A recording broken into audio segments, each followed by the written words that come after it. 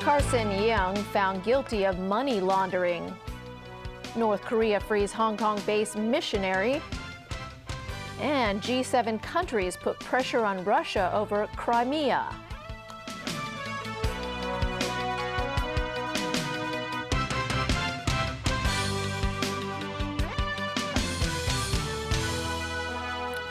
Good evening. Birmingham City Football Club owner Carson Young was found guilty of money laundering by a district court judge today. 5 charges against him involved more than $700 million. He'll be sentenced Friday. Vicky Kung reports. Carson Young arrived at the district court this morning to hear the verdict. The 5 charges against him accuse the 54-year-old businessman of engaging in money laundering between 2001 and 2007. The sum involved totaled $720 million. Judge Douglas Yao described the sum as staggering. In his verdict, the judge described Young as someone who was prepared to and did try to lie whenever he saw the need to do so. On the $3 million Young claimed to have earned through his hair salon business, the judge noted that the defendant's declared income was nowhere near the millions of dollars that he was earning in that period, and he had exaggerated his income. The judge also slammed the defendant for being self-contradictory in his testimony.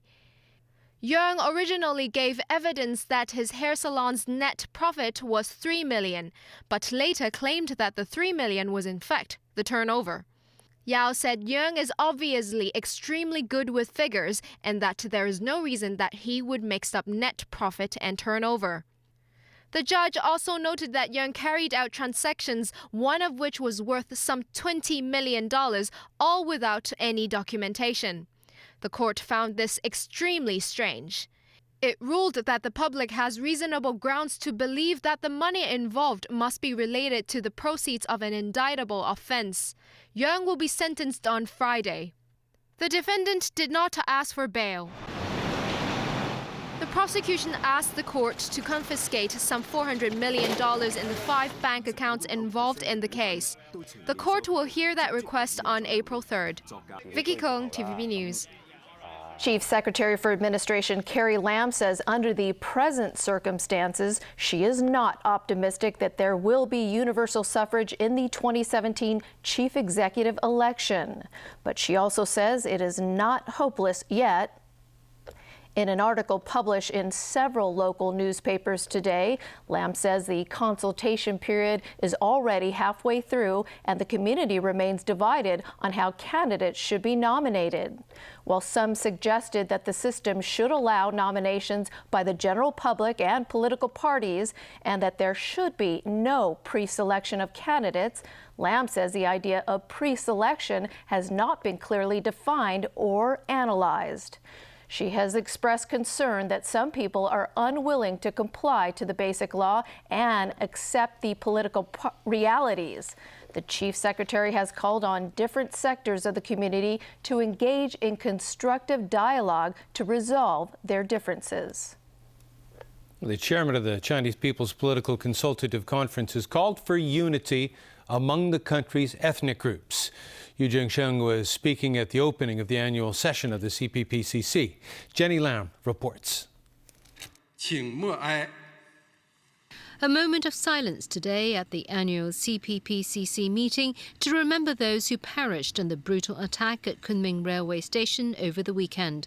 CPPCC Vice Chairman Du Qinglin condemned the terrorists and talked about the government and the Communist Party's determination to stamp out such violence. CPPCC Chairman Yu Zhengsheng urged members to communicate with ethnic minority and religious groups. He believes the answer to problems in Xinjiang and Tibet lies in creating a favorable production environment in the regions and improved management of religious matters, especially at the village level. He called for unity and harmony among religious groups in order to encourage economic development. Representatives of the Uyghur minority refused to comment on the attack in Kunming. Security is tight at hotels in the capital city where delegates from Yunnan province are staying. In Kunming, people have been lining up at local hospitals to donate much-needed blood to treat the victims of Saturday's attack. At least 29 people were killed and over 130 injured when knife-wielding men hacked at people at random. The official Xinhua news agency says there is evidence suggesting that Xinjiang separatists were responsible for the attack. Jenny Lam, TVB News. North Korea deported a Hong Kong-based Australian missionary after he apologized for anti-state religious acts and asked for forgiveness. John Short had been detained since February 16th for secretly spreading Bible tracts near a Buddhist temple in Pyongyang on the birthday of the late leader Kim Jong-il. Alan Buknia reports. 75-year-old John Short was put on a plane to Beijing after this confession was aired on North Korean television. I now realize the seriousness of my insult to the Korean people on February the 16th, because I made the Korean people angry, and for this I truly apologize. I request the forgiveness of the DPRK for my actions. I'm willing to bow down on my knees to request this tolerance of the DPRK and the Korean people. Short arrived in Beijing earlier today but did not comment to reporters. North Korea typically frees foreign detainees after they've admitted to crimes. Many say afterwards that their confessions were given involuntarily and under duress. Last year, an elderly American who was released after apologizing said later they weren't his own words. Short has also been arrested multiple times while evangelizing on the mainland. He was banned from entering China for 2 years after his second arrest in 1996.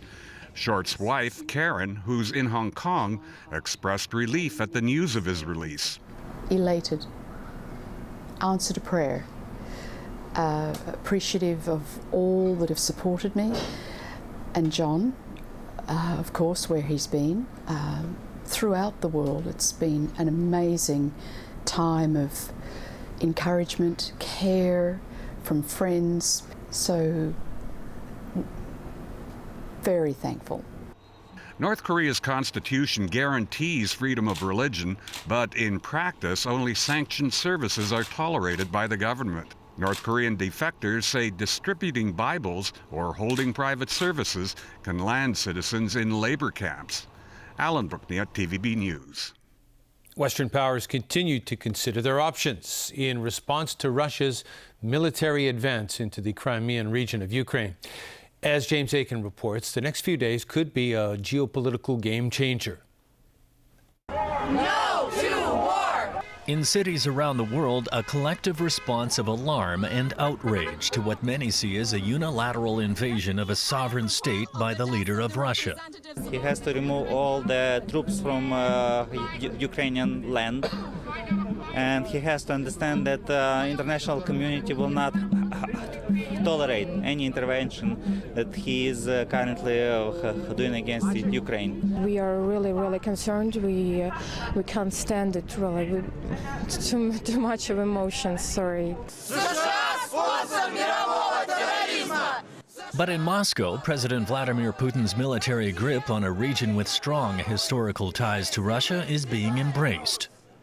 Russian forces now have operational control of key facilities in the Crimean Peninsula, and 150,000 Russian troops remain on high alert just across the Ukrainian border.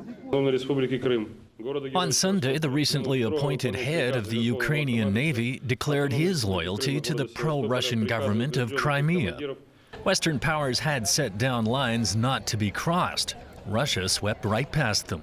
Analysts say that reclaiming Crimea may be Putin's way of salvaging some of what was lost in the battle for influence over Ukraine. And Russia is betting on a muted response from Western powers.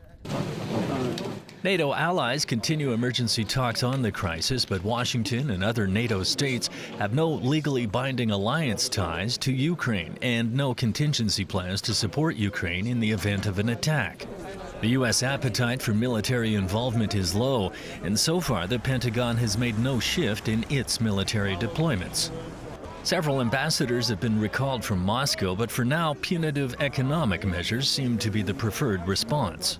I think there's a unified view by all of the foreign ministers I talked with yesterday, all of the G8 and more, that they're simply going to isolate Russia, that they're not going to engage with Russia in a normal business as usual manner. With the Crimea now effectively in Russian hands, the challenge for the West now is to deter Russia from taking over even more of Ukraine's eastern region. This high-stakes territorial conflict, it remains to be seen how far Russia will go. James Aiken, TVB News. Oscar Pistorius pleaded not guilty today to the murder of his girlfriend on Valentine's Day last year. Pistorius arrived at the High Court in Pretoria wearing a gray suit and a black tie. The double amputee Olympic athlete is charged with shooting Reva Steenkamp through a bathroom door in his home. Pistorius claims he thought she was an intruder. Sitting behind him in the courtroom was Steenkamp's mother, June. It's the first time she's seen him up close since the shooting. Parts of the trial will be broadcast live on television, both in South Africa and around the world. And still ahead in our newscast, proposed adjustments to income ceilings for public housing applicants, a lack of products and services catering to senior citizens' needs, and the Oscar winners.